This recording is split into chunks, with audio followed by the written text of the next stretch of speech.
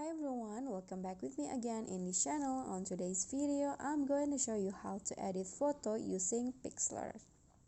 So here I've already on Pixlr, and then I'm going to add my photo right here, for example. Okay, so this photo maybe.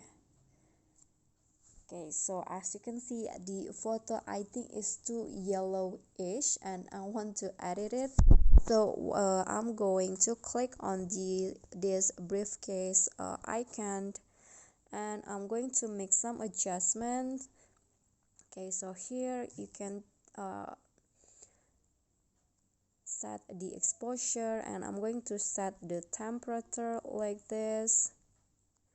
Okay, so it doesn't look like too yellow, and the contrast right here, you can also adjust the brightness.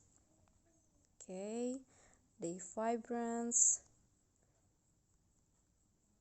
Okay, I think it is good, and I'm going to click on the check icon, and you can also add some effect or overlay or stylize, but I don't want to.